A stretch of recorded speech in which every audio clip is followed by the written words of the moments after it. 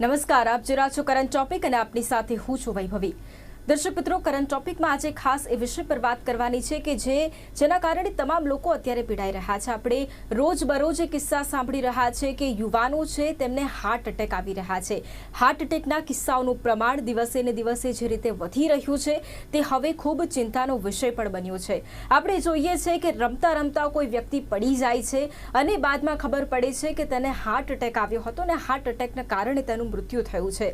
આવા કિસ્સાઓ રોજબરોજ આવી રહ્યા છે। સતત હાર્ટ એટેકના કિસ્સાઓ શા કારણે વધી રહ્યા છે, આનો ઇલાજ શું છે, તેની સાથે સાથે જ શા કારણે યુવાઓમાં જ વધી રહ્યા છે। અત્યારના યુવાનો કે જેઓ ફિટ રહેવા માટે તમામ પ્રકારના પ્રયત્નો કરતા હોય છે, જે મહિલાઓ છે અત્યારની તેઓ પણ તમામ પ્રકારની કાળજી રાખતી હોય છે અને છતાંય શા કારણે હાર્ટ એટેકના કિસ્સાઓ સતત દિવસે ને દિવસે વધી રહ્યા છે। આ જ મુદ્દે આજે આપણે ચર્ચા કરવાની છે। ચર્ચા માટે મારી સાથે અત્યારે જોડાઈ ગયા છે ડોક્ટર લાલ ડાગા કે જેઓ સિનિયર કાર્ડિયોલોજિસ્ટ છે અને સાથે જ તેઓ 20 વર્ષથી આ ક્ષેત્ર સાથે સંકળાયેલા છે। અપોલો હોસ્પિટલમાં હાલ તેઓ સેવા પણ આપી રહ્યા છે। ડોક્ટર, સ્વાગત છે આપનો કરંટ ટોપિકમાં। ડોક્ટર, સૌથી પહેલો સવાલ જે મેં શરૂઆતમાં જ કહ્યું એમ કે હાર્ટ એટેકના કિસ્સાઓ ખૂબ વધી રહ્યા છે। આ કેસીસમાં દિવસે ને દિવસે જે રીતે વધારો થઈ રહ્યો છે એ ખૂબ જ ચિંતાજનક બાબત છે। એટલે સૌથી પહેલા તો એ જ જાણવા માંગીશું કે શા કારણે હાર્ટ એટેકના કિસ્સાઓ વધી રહ્યા છે। શું હવે આ ઇન્ડિયામાં આ એક કોમન વાત બની ગઈ છે? हार्ट अटैक बहुत बड़ी प्रॉब्लम है और हार्ट की बीमारी डेथ का सबसे बड़ा कारण है। ये केवल भारत में ऐसा नहीं है, पूरे विश्व भर में है। और भारत में खासकर ये बीमारी एक डिकेड पहले आ जाती है बाहर की तुलना में। तो बीमारी तो डेफिनेटली है, इसमें जेनेटिक कंपोनेंट है, डाइटरी रीजंस हैं और multiple causes definitely they are there. और भारत में भी सबसे बड़ा कारण हार्ट की बीमारी है निसंदेह। और ख़ासकर कोविड के बाद काफ़ी सिनेरियो बदला है और ये काफ़ी घटनाएं सुनने में मिल रही है कि कोई जिम कर रहा है, कोई खेल रहा है और ये सब अचानक से हार्ट अटैक आ जाता है, पता भी नहीं चलता कि क्या हुआ। तो यहाँ पे हमें समझने की बात है कि भाई हम करें क्या, राइट, हमें पता कैसे चले, ये खासकर क्रिटिकल इश्यू है। तो देखो, सबसे पहले जो पहले भी हार्ट बीमारी को बढ़ाने के कारण थे हार्ट अटैक के, वो तो आज भी हैं। जैसे आपकी फैमिली को है, स्मोकिंग करते हैं, डायबिटीज़ है, हाइपरटेंशन है, स्ट्रेस बहुत ज़्यादा है, अगर खान पान में आपका बहुत ज़्यादा तले हुए पदार्थ खाते हैं तो तले हुए पदार्थों में बहुत ख़तरनाक है ना तेल होता है उसके अंदर। लेकिन कोविड के बाद क्या हुआ, तो कोविड जो था वो भी पर्टिकुलरली उसने बहुत छोटी छोटी नलियों को बहुत प्रभावित किया। कई बार वायरल होता है, उसके बाद वो नलियों की चिकनाहट चली जाती है, खुरदरापन आ जाता है। ડોક્ટર, ખાસ અત્યારે હાર્ટ એટેકના કિસ્સા તો વધી રહ્યા છે, પરંતુ કોવિડનો એ સમયગાળો કે ચોક્કસપણે કેસીસ પણ અત્યારે વધી રહ્યા છે। કોવિડના કેસોમાં વધઘટ આપણને હંમેશા જોવા મળતી હોય છે, પરંતુ હજી પણ કોવિડ આપણી વચ્ચે તો છે જ। તો એ પણ થોડું સમજવું છે કે કોવિડ અને હાર્ટ એટેકને કોઈ રિલેશન ખરો? हाँ, देखो, ये बात तो प्रूवन है क्योंकि जब शुरुआत में कोविड हुआ था चाइना के अंदर, है ना, नवंबर और अक्टूबर के करीब जब केसेस हुए थे, वहाँ पे भी जो ज़्यादा मोर्टलिटीज़ हो रही थी तो वहाँ पे कार्डियक इन्वॉल्वमेंट ज़्यादा था। और बाद के फॉलोअप में इटली में, यूरोप में जितनी भी स्टडीज़ आई वहाँ पे भी ऐसा पाया गया। तो एक तो था कि जब कोविड हुआ उस समय एक्यूटली हार्ट कितना इन्वॉल्व होता है। और अब सिनेरियो ऐसा है कि भाई कोविड अगर 2 साल पहले हुआ, 1 साल पहले हुआ तो क्या, तो उसके बाद भी हमने पाया गया है कि कोविड जिनको हुआ उनमें काफ़ी सारे मरीजों में ऐसे लक्षण हैं, जल्दी थकान आना, सांस फूल जाना, छाती में दर्द होना। तो ये एक ऐसी बीमारी है जिसका भी काफ़ी कुछ स्टडी होना है। और आपने पाया कि ऐसे एबनॉर्मल घटनाएं भी हो रही है। यंग बंदे हैं, स्कूटर पे चल रहे हैं, कोई खेल रहा है, कोई ट्रेडमिल कर रहा है, कोई स्पोर्ट्स कर रहा है, कोई डांस म्यूजिक, और वहाँ पे घटनाएं हो गई। तो रेजिडुअल इफेक्ट तो है ही। अल्टीमेटली इसकी जो मैकेनिज़्म है वो ऐसी है कि रेजिडुअल अगर ये बीमारी रहती है तो ये नलियों की जो चिकनाई है उसको हटा देती है, स्मूथनेस को हटा देती है, और वो वेसल जो है वो खून का थक्का जमने की संभावना बढ़ जाती है। तो आपको अगर कोई भी लक्षण लगे, छाती में discomfort, breathlessness, chest pain, fatigue, early fatigue, चक्कर आना, तो आपको तुरंत कार्डियोलॉजिस्ट की सलाह लेनी चाहिए और इवेल्युएट कराना चाहिए, संकोच नहीं करना चाहिए।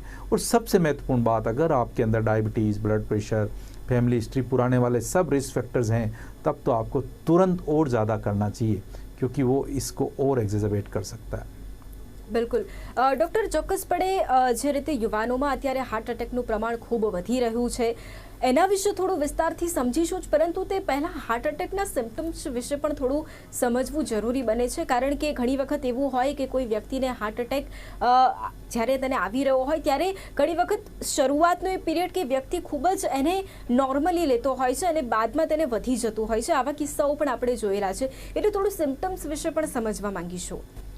सिम्टम्स जो हैं जिससे हम प्रेडिक्ट कर सकते हैं कि व्यक्ति को हार्ट अटैक आ सकती है कि नहीं आ सकती, तो यहाँ पे दो चीज़ें हैं कि हार्ट के अटैक के जो मेन सिम्टम्स हैं, जैसे कि चेस्ट पेन होना, चेस्ट डिस्कम्फर्ट होना, ब्रेथलेसनेस होना, अर्ली फटीग आना, ये सब कॉमन सिम्टम्स होते हैं.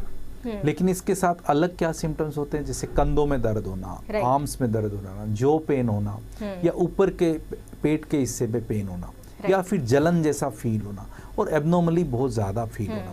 तो ऐसे कुछ भी लक्षण मिले तो आपको तुरंत दिखाना चाहिए. और मानो कि कुछ ऐसी चीज़ें हैं जो उसको एबनॉर्मली मिमिक कर सकती है कि भाई गैसियस एब्डोमेन हुआ, हो सकता है उसको एसिडिटी रिफ्लक्स डिजीज निकल जाए, तो उसमें प्रॉब्लम नहीं है, वो जान लेने वाला नहीं है आपकी. तो जांच कराने में कोई बुराई नहीं है. अगर हार्ट से रिलेटेड हुआ तो आप अर्ली उसको प्रेडिक्ट कर लोगे, पिक कर लोगे और आप ट्रीटमेंट चालू कर दोगे, तो वो अटैक में बदलने से बच जाएगा और जानलेवा होने से बच जाएगा. तो ये कॉमन सिम्टम्स तो है ही. अब कोविड वगैरह हुआ है तो आपको और ज़्यादा सावधान रहना है. રાઈટ, ना बहुत ज़्यादा सावधान रहना है. બિલકુલ ડૉક્ટર, ખાસ અહીંયા યુવાનોને હાર્ટ એટેક આવી રહ્યા છે, એમાં સૌથી પહેલાં જો કોઈની વાત કરીએ તો અત્યારના યુવાનો ફિટ એન્ડ ફાઇન રહેવામાં ખૂબ માને છે. અત્યારના યુવાનો જીમ પણ જતા હોય છે. સેલિબ્રિટીઝ, સિદ્ધાર્થ શુક્લા જેવા સેલિબ્રિટીઝ એવા પણ છે કે જેઓ એકદમ ફિટ એન્ડ ફાઇન આપણને બહારથી લાગતા હોય, અને કદાચ આપણે એવા સમાચાર સાંભળીએ કે તેઓને હાર્ટ એટેક આવ્યો છે અને તેના કારણે તેમનું મૃત્યુ થયું છે, તો એ બધા માટે ખૂબ શોકિંગ બની જતું હોય છે. એવા કેટલાય સેલિબ્રિટીઝ છે, કદાચ કેટલાય નોર્મલ લોકો પણ એવા છે કે જેઓ રેગ્યુલર જીમ જાય છે, રેગ્યુલર બેસિસ પર एक्सरसाइज करे छे, छतांय हार्ट अटैक नो शिकार बने छे. तो शा कारणे आवुं थाय छे? ये आई थिंक बहुत ही महत्वपूर्ण प्रश्न है, क्योंकि जो व्यक्ति फिटनेस जिसको हर कोई डॉक्टर रिकमेंड करता है और वही कर रहा हो और उसके अंदर हो जाए तो ये शॉकिंग लगेगा. लेकिन आपको इसमें मैकेनिज्म समझना है कि नॉर्मली जो हार्ट की नलियाँ हैं, अगर उसमें 100% ब्लॉकेज होता है तो वो हार्ट अटैक करता है. लेकिन कई बार कैसा होता है कि जो बहुत महत्वपूर्ण ब्लॉक नहीं होते हैं, 30%, 40%, वो अगर उखड़ जाए नली में और नली को ब्लॉक कर दे तो भी अटैक हो सकता है. तो वो कैसे होते हैं, उसे वल्नरेबल प्लाक बोलते हैं यूजुअली, और वो ओवर एक्सर्शन से कई बार उसको इंक्रीज हो जाता है इंसिडेंस. तो अब ये कैसे ध्यान रखा जाए, तो हर चीज़ के नियम हैं. जैसे अगर आप एक्सरसाइज करना चाहते हो और आपका बेसिक इवोल्यूशन हो गया है, cardiac evolution, and you are fit to do the exercise, तो आपको करना क्या है, तो हमेशा एक्सरसाइज के भी कुछ नियम है. स्लोली आपको वार्म अप करना है एक्सरसाइज को, फिर आराम से धीमे धीमे अपग्रेड करना है, फिर धीमे धीमे कूल ऑफ करना है. और एक्सरसाइज का टाइम कैसे करना होता है, जैसे आप अगर फास्ट वॉकिंग कर रहे हो या स्लोली जॉग कर रहे हो या फिर ट्रेडमिल कर रहे हो, तो आप धीमे धीमे उसको बढ़ाइए. जैसे 15 दिन तक आप खाली 10 मिनट्स ही कंफर्टेबली कर रहे हैं, फिर 2 मिनट्स बढ़ाइए, 12 मिनट्स, 14 मिनट, ऐसे करते करते आपको बढ़ना है 30 to 45 minutes per day and 3 to 5 days a week. और maximum you can go around 150 minutes a week.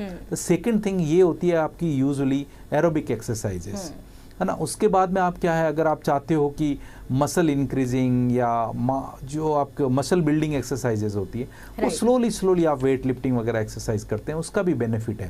लेकिन everything should be first evaluated by a cardiologist, then you should slowly increase your activities. Over exertion can be really harmful and deathly sometime. और जब आपके इतने risk factors हों, बीच में Covid भी हुआ हो, तो कई बार ये हजार्डस हो सकती है.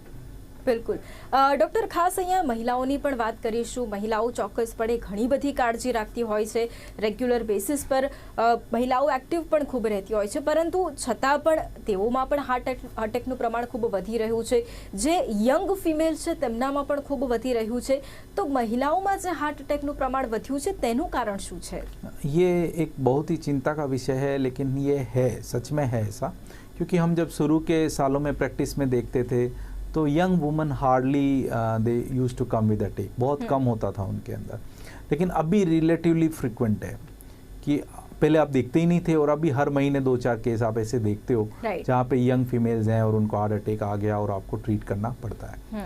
तो ऐसा क्या हो गया, तो डेफिनेटली एक लाइफस्टाइल और वो सब तो चेंज हुआ ही है, क्योंकि अभी womens are also increasing to the stress exposure, उनका वर्क स्टाइल ऐसा हो गया, स्ट्रेस हो गया, खान पान बदल गया, बाहर का खाना उनका भी काफ़ी हो गया, और काफ़ी जो मॉडर्न वुमेन्स हैं, एजुकेटेड वुमेन्स हैं, बाहर जाते हैं, थोड़े स्मोकिंग और ये सब नशे भी आ गए हैं उनको, और आराम से टाइम पे सोना, खाना पीना, ये सब तो बदला ही है। और दूसरा, कोविड का नुकसान अगर मेल्स में हुआ है तो फीमेल्स में भी हुआ है। बिल्कुल। तो जो वुमेन्स पहले 45 साल से पहले यूजुअली एस्ट्रोजन हार्मोन से प्रोटेक्टेड होती थी, जब तक उनको माहवारी होती थी या मेंसेस आते थे तब तक दे वर यूजुअली प्रोटेक्टेड, और उस समय होते नहीं थे। लेकिन अब ऐसी घटनाएं हैं जब ऐसा हो रहा है, तो उनको भी इक्वली सावधान रहना है और अपने आप को तुरंत मदद लेनी है।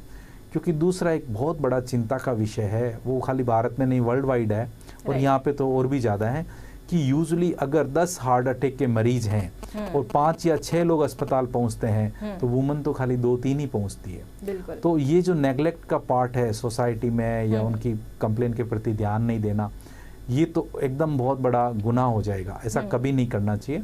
तो वुमन को भी सिम्टम्स आ रहे, ना तो उनको खुद को छिपाना चाहिए, ना उनको नेग्लेक्ट करना चाहिए, और घर में मेल्स वगैरह कोई भी जिम्मेदार व्यक्ति है तो उनके भी कंप्लेन को आदर देना चाहिए और तुरंत दिखाना चाहिए। बिल्कुल। ડોક્ટર, ખાસ અહીંયા ઘણા કિસ્સાઓ અત્યારે એવા આવી રહ્યા છે કે જે આપણને બધાને આશ્ચર્યમાં મૂકી દે। એક કિસ્સો ખૂબ જ એવો છે કે જેમાં એક વ્યક્તિ છે કે જે બેઠા બેઠા તેને હાર્ટ અટેક આવી જાય છે, તે ઢળી પડે છે। ઘણા કિસ્સા એવા પણ આવે છે, અત્યારે આપણે રિસન્ટલી જોઈ રહ્યા છે કે ડાન્સ કરતા કરતા લોકોનું મૃત્યુ થઈ રહ્યું છે, જે ખરેખર ખૂબ શોકિંગ છે।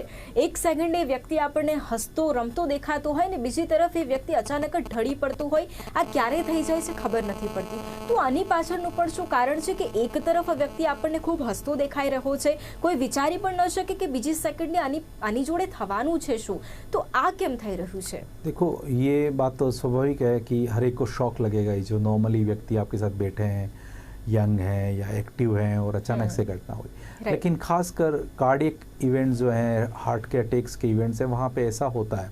उसका कारण आप ऐसे समझिए, जैसे कार कितनी भी अच्छी हो और उसका अगर इंजन जैसे तुरंत बंद हो जाए या पेट्रोल ख़त्म हो जाए, तो क्या होगा? कार बंद हो जाएगी, चाहे कितनी भी अच्छी क्यों ना हो। तो उसमें क्या होता है कि ये बॉडी की मैकेनिज्म ऐसी है, हाँ, कि अगर हार्ट की नलियों में सप्लाई बंद हुई, सडन अटैक पड़ा, तो फिर तुरंत बंद हो जाता है, मौका नहीं मिलता अगर वो टाइमली ठीक ना किया जाए तो। રાઈટ। ડોક્ટર, હવે એ સમજવું છે કે હાર્ટ અટેક કઈ રીતે આવે છે તે તો જાણ્યું, પરંતુ તેનાથી બચવા માટે પણ શું કરી શકાય તેના વિશે પણ સમજવું જરૂરી છે। અહીંયા બે રીતે જાણવા માંગીશું। એક તો તેના બચવાના ઉપાયો, હાર્ટ અટેકથી કઈ રીતે બચી શકાય, અને બીજું કે જ્યારે હાર્ટ અટેક આવતો હોય, કોઈ વ્યક્તિને કદાચ ખ્યાલ આવે શરૂઆતનો એક સ્ટેજ છે, તાત્કાલિકપણે જે પણ જગ્યાએ આપણે છે ત્યાં શું કરવું જોઈએ? ये ऐसी चीज़ है जो हर व्यक्ति को मालूम होनी चाहिए, हर नागरिक को मालूम होनी चाहिए। राइट। क्योंकि ये ऐसी बात है जो काफ़ी लोगों को बचा सकती है, और ये अवेयरनेस इस चीज़ में मदद कर सकती है। राइट। तो इसको हम इस तरीके से 3-4 स्टेप्स में सोचते हैं कि पहला, अगर व्यक्ति को हार्ट अटैक घर पे आया तो क्या करोगे? अगर घर पे हार्ट अटैक आया है तो सबसे पहले उसको तुरंत सेफली लिटा दो, अगर वो होश में है, और अगर रेस्पॉन्ड कर रहा है वगैरह, तब अगर आपके घर में डिस्प्रिन की गोली, आप डिस्प्रिन एक तुरंत दे दीजिए। सोबिटेट की गोली अगर है जो जीभ के नीचे रखते हैं, वो तभी देनी चाहिए जब उनकी पल्स या बीपी अच्छा हो। अगर कई बार हार्ट अटैक की ऐसी अवस्था होती है जहाँ पे बड़ा हार्ट अटैक होता है, अगर वो दवा दें तो बीपी कम हो जाता है। तीसरा, वो सेफ जगह पे होना चाहिए, दरवाज़ा खुला होना चाहिए, हेल्प तुरंत मांग लेनी चाहिए। अगर घर पे है हेल्प तो आपको तुरंत अरेंज करना है कि भाई आप ऐसी अस्पताल में पहुँचो या ऐसी बड़े जगह पे पहुँचो जहाँ हार्ट की केयर की जा सके। नहीं तो आप पड़ोसी को भी बुला सकते हो। और तो उसका ये सारी चीज़ें घर से लेके अस्पताल आने तक तुरंत इन्वॉल्व होनी चाहिए। लेकिन उसके आगे क्या? तो हार्ट अटैक एक ऐसी इमरजेंसी है, वो रूटीन ट्रीटमेंट नहीं है। वहाँ पे आपको डिले नहीं करना है। आपकी कोई भी ग्रीवेंसेस हैं, क्वेरीज हैं, वहाँ पे आपको हिम्मत दिखानी है और फटाफट बोलना है कि जो मरीज़ के लिए बेस्ट है वो हमें करना है हार्ट अटैक में। क्योंकि उसमें तो हार्ट अटैक आया है, इमरजेंसी ट्रीटमेंट करोगे तो बहुत ज़्यादा फ़ायदा होता। और इसी को ही पता है, एक नाम से जाना जाता है कि गोल्डन आवर। राइट। और टाइम इज़ मायोकार्डियम। जितना जल्दी करोगे उतना ही ज़्यादा हार्ट बचेगा, रिकवरी ज़्यादा आएगी, जान भी बच सकती है। બિલકુલ। ડૉક્ટર, તમે ગોલ્ડન આવરની પણ વાત કરી, તેના વિશે પણ થોડું સમજવા માંગીશું, અને તેની સાથે સાથે જ ઇમરજન્સીમાં કઈ દવાઓ છે કે જે આપવામાં આવે છે તેના વિશે પણ થોડું સમજવા માંગીશું। हाँ, तो यहाँ पे खून पतला करने की गोलियाँ होती है, जैसे डिस्प्रिन बोलते हैं, क्लोपिडोग्रिल बोलते हैं। तो ये अगर आपके पास है तो एक डिस्प्रिन की गोली, 2 या 4 क्लोपिडोग्रिल की गोली 75 मिलीग्राम की है, तो वो आप ले सकते हैं सेफली। सोबिट्रेट तभी जब आपका बीपी अच्छा है, पेशेंट होश में, लेकिन पेन काफ़ी हो रहा है, तो आप एक 5 mg की जीप के नीचे दे सकते हैं, 10 mg की तो हाफ करके नीचे दे सकते हैं। और तब तक अर्ली अरेंजमेंट कर लें, एम्बुलेंस है तो एम्बुलेंस में, या कार है तो गाड़ी है तो अभी तुरंत ले जाना चाहिए अस्पताल में। રાઈટ અને ડૉક્ટર ખાસ જે રીતે અત્યારે હાર્ટ અટેકનું પ્રમાણ વધી રહ્યું છે, લોકોને ખાસ જે આ જાણકારીની ખૂબ જરૂર હતી તે તો આપ પૂરી પાડી જ રહ્યા છો, પરંતુ હવે થોડું એ પણ સમજવું છે કે એન્જિયોગ્રાફી અને એન્જિયોપ્લાસ્ટી એટલે શું? एंजियोग्राफी क्या है, एंजियोप्लास्टी क्या? जब हम मेडिसिन देते हैं तो आपने क्या किया, खून पतला किया, लेकिन ये हो सकता है मदद करे कि वो खून का थक्का आगे ना बढ़े या थोड़ा बहुत खून का फ्लो बन जाए, पर मोस्ट ऑफ द टाइम ऐसा होता है कि ये पर्याप्त नहीं होता है, लेकिन थोड़ा टाइम हमें बाई हो जाता है। तो उसके बाद जो नली में ब्लॉकेज बना, जिसने हार्ट अटैक किया, उसको आगे कैसे अप्रोच किया जाए, तो मोस्ट ऑफ द टाइम जहाँ पे कैथ लैब है, हॉस्पिटल आप जाओ, तुरंत आप अगर नलियों को देखने का प्रोसीजर करते हो, उसे हम एंजियोग्राफी कहते हैं, विजुअलाइजेशन ऑफ कोरोनरी आर्टरीज, उसे हम एंजियोग्राफी करते हैं। वो हाथ से भी हो जाता है, पाँव से भी हो जाता है, डिपेंड करता है कि अटैक किस तरीके का है, उस हिसाब से हम निर्णय लेते हैं। तो इसे हम एंजियोग्राफी बोलते हैं। और अगर जहाँ ब्लॉकेज आया उसमें हम क्या करते हैं, एक वायर क्रॉस करते हैं उस नली में, है ना, उसके ऊपर we pass 1 balloon, then balloon के थ्रू हम रास्ता बनाते हैं और उसके ऊपर जब एक स्टेंट लगा देते हैं तो उसे एंजियोप्लास्टी कहते हैं। तो वो रास्ता है, वो पाइप खुल गया और फ्लो आ गया हार्ट के अंदर, तो हार्ट का पंप है वो चालू रहता है और दर्द इमीडिएटली टेबल पे ही चला जाता है most of the time. So more of its like a repair, जो ब्लॉकेट बना उसका आपने खोल दिया। રાઈટ ડૉક્ટર, ખાસ અહીંયા એ પણ સમજવું છે કે હાર્ટ અટેક વિશે તો જાણ્યું, પણ હવે આ સાયલેન્ટ હાર્ટ અટેક એ શું છે અને એ કોને થાય છે? साइलेंट हार्ट अटैक ऐसा है कि जहाँ हार्ट के सिम्टम्स बहुत ही मिनिमल या माइल्ड आते हैं या नहीं आते हैं, और व्यक्ति इसमें कई बार मिस कर जाता है। तो ऐसे लोग कौन होते हैं? या तो डायबिटीज़ है जिनको, या बहुत ज़्यादा एल्डरली है, या बहुत ओबीज है, या कैंसर है, या क्रोनिक बीमारियां हैं। तो उनके कई बार पेन सेंसिंग मैकेनिज्म ही उतनी नहीं होती, उतना सीवियर चेस्ट पेन भी नहीं आता, ब्रेथलेसनेस भी नहीं आता, और उनको लगता है कि हमें तो कुछ हुआ ही नहीं है, और साधारण एक घटना जैसा मान के उसको छोड़ देते हैं।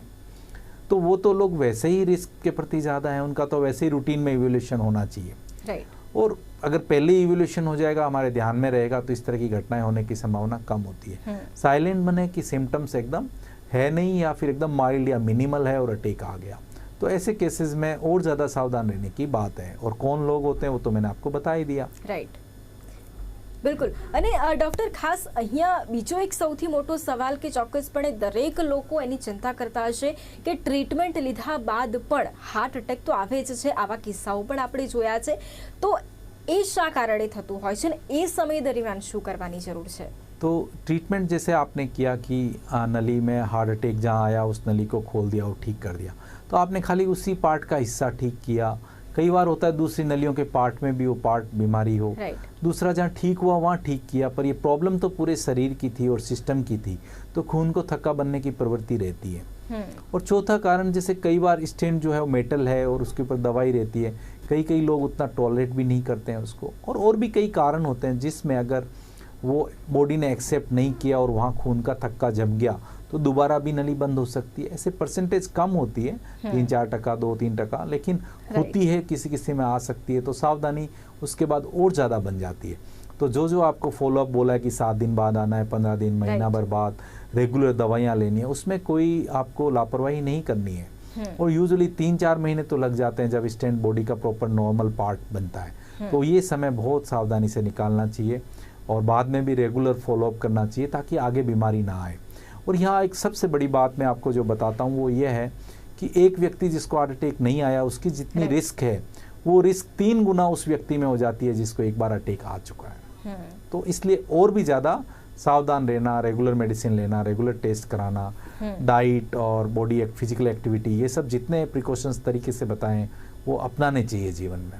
બિલકુલ ડૉક્ટર, ખાસ જે રીતે હાર્ટ એટેકનું પ્રમાણ વધી રહ્યું છે દિવસે ને દિવસે, સ્પેશિયલી પહેલાં એક સમયગાળો એવો હતો કે આપણે એક એજ ઉંમર પછી હાર્ટ એટેકના કિસ્સા આપણને વધારે જોવા મળતા હતા, પરંતુ અત્યારે રોજબરોજ રોજિંદા જીવનમાં કદાચ આજે પણ એવું હશે કે એક યુવાનનું હાર્ટ એટેકના કારણે મૃત્યુ પણ થયું હશે, એટલે રોજે રોજ આ કિસ્સા વધી રહ્યા છે.